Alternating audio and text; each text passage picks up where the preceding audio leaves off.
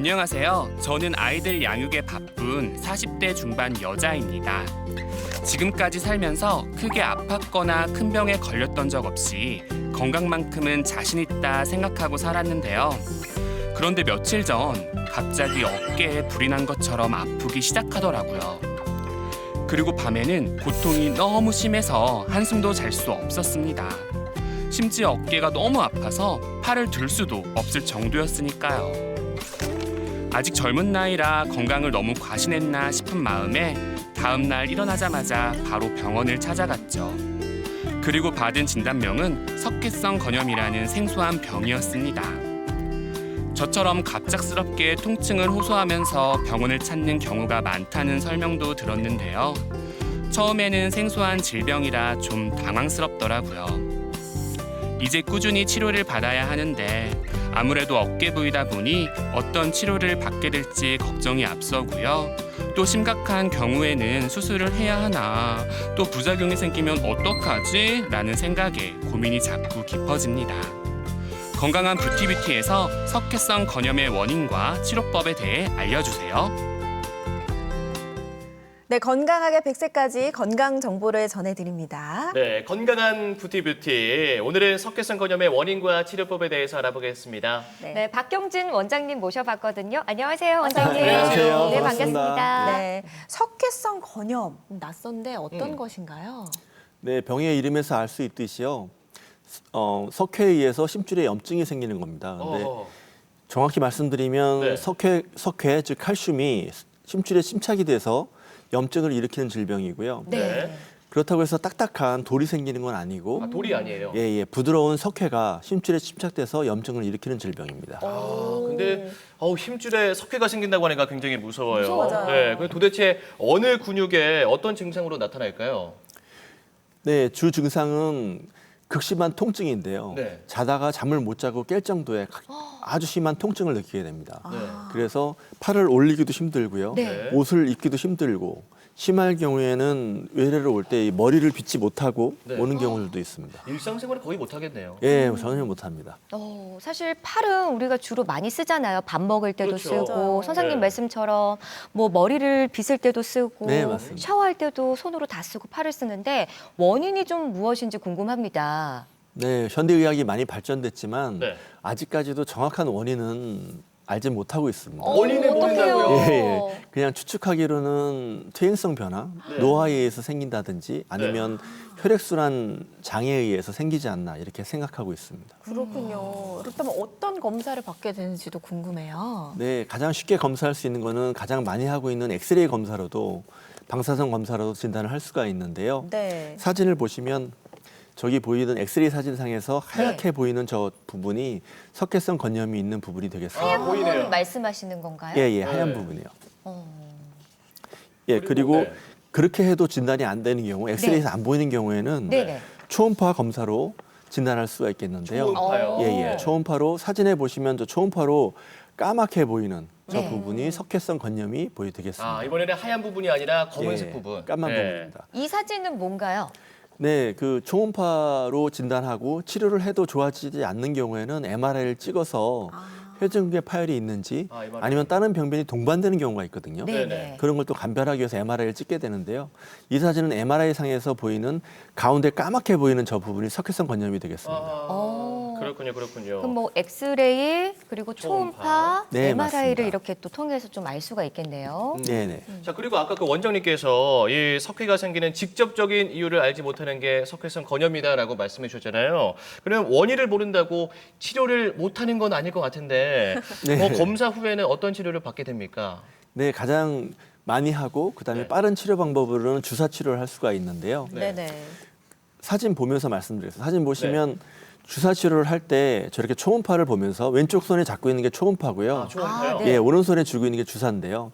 초음파를 보면서 그 석회 있는 부분에다가 약물을 주입해 주게 됩니다. 아, 네, 정확한 부위에. 그렇죠. 정확하게 석회를 찾아서 거기에 약물을 주입할 수 있기 때문에 초음파 유도화 주사 방법은 아주 정확하고 좋은 방법이 될 수 있고요. 네. 오른쪽 사진을 보시면 초음파 사진인데요. 네. 저 초음파에서는 하얗게 보이는 부분이 석회 있는 부분인데 네. 거기에 이제 주사 바늘이 이렇게 들어가고 있는 걸 보여주고 주고 있습니다.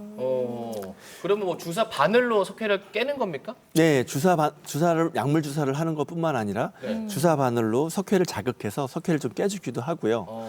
이렇게 해서 급성기가 지나가게 되면 네. 환자들이 이제 통증이 좀 줄어들게 됩니다. 그럼 남아 있는 석회는 최외 충격파를 이용해서 할 수 있는데요. 체외 충격파. 네. 들어보셨죠, 최외 충격파? 제가 예전에 그 요로결석 한번 경험이 있어가지고 그거 한번 경험해 본 적이 있습니다. 맞습니다. 네. 예, 요로결석 있을 때 최외 충격파로 요로결석을 깨게 되는데요. 네네.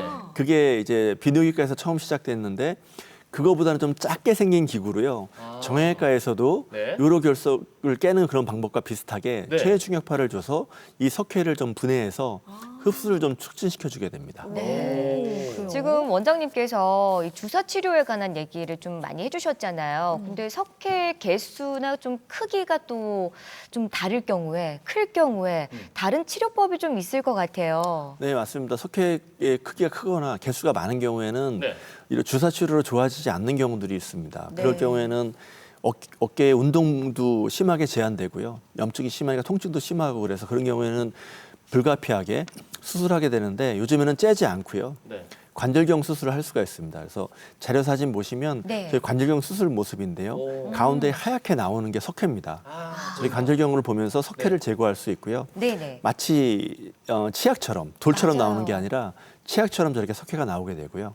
저렇게 제거하고 그 다음에 주위에 있는 염증도 이렇게 제거해 줄 수 있습니다. 아, 빨간 부분이 염증이라는 맞습니다. 거죠? 예, 염증이 있고 제거하게 되고요. 네.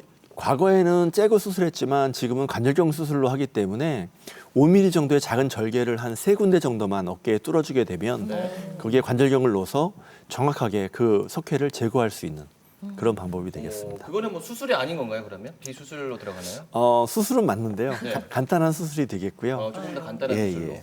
여기서 또 재밌는 얘기 하나만 드리면 네. 제가 미국 연수 갔을 때 미국 선생님들부터 들은 얘기인데 네.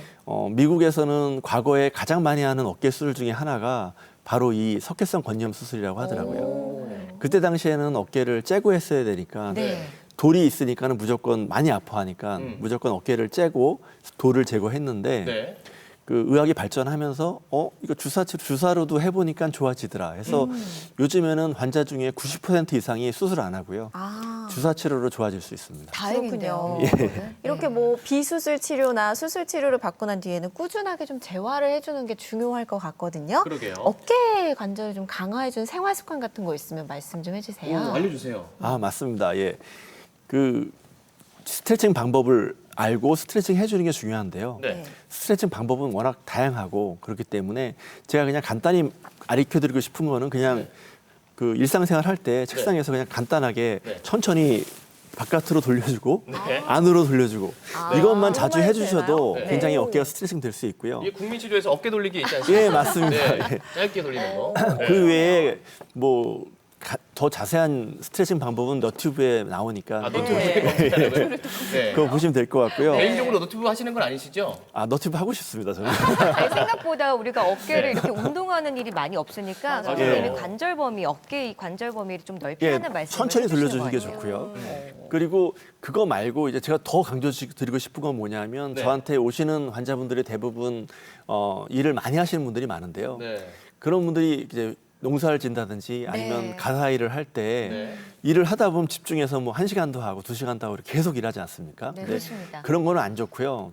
어깨를 쓰는 일을 할 때는 한 2, 30분 일을 하면은 잠깐이라도 쉬어주는 게 가장 중요합니다. 왜냐하면 쉬어줄 때 그 심줄의 혈액순환 같은 것도 좋아지고 네. 심줄도 자꾸 그 영양 공급도 받고 그렇기 때문에 네. 쉬는 게 필요하고요. 쉬지 않고 계속 일하게 되면 심줄도 이제 나중에는 찢어진다든지 아니면 석회성 건염이 생긴다든지 이렇게 파업하게 되는 거죠. 네. 그리고 그 쉴 때는 아까 원장님께서 말씀해주신 너튜브 보면서 어깨 스트레칭 하기 그거 예, 하면 되겠네요. 맞습니다. 예. 또 네. 방송 보시는 그 어머님들, 주부님들도 네. 설거지 하시면서도 맞아요. 못 쉬시거든요. 맞아요. 네, 꼭 운동하시면 좋을 휴식이 것 같아요. 꼭 필요하다는 거. 네.